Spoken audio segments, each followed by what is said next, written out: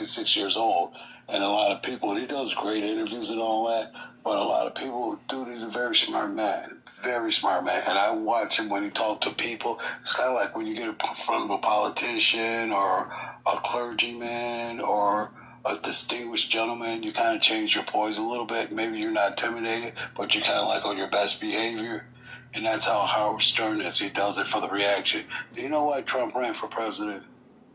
Howard Stern told him that. He says, dude, you got a #1 book out. You know, if you here it goes 2 years later, he runs for president. You know, I mean, even with him, you know why Putin, you know, he gave Putin over $25 million as a complimentary gift to put a golf course out there in fucking Russia, and they wouldn't let him do it. As soon as he became president, now all of a sudden, that's what that hoo-ha was all about with him and Putin.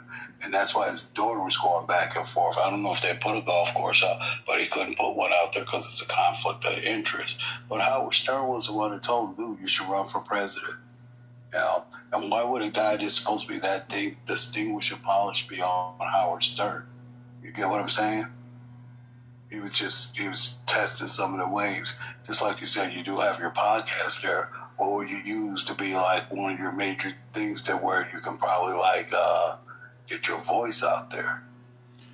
Well, if it would be, you know, as this journalist who has a radio show, etc., down in Peoria, he won't do a Zoom call. So then he's like, come into the studio. Then he says, just meet me for coffee. I'm like, you know, if you can't at least get on a Zoom call with me or join me, you know, live, I mean, it's at this point, it's a waste of time. I've already done an in-person studio interview with NPR and WGL in Bloomington.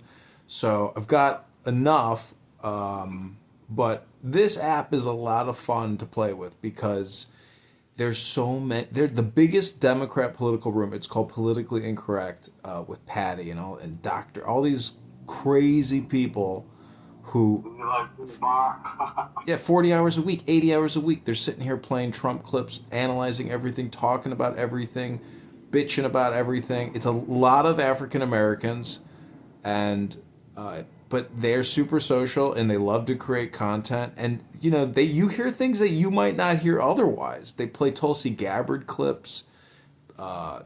They are really scorched earth Trump policy, and so this app is a great place for the campaign. We're the only congressperson on here, candidate congressman running on here, and everybody here knows it. And many people on this app have donated to the campaign.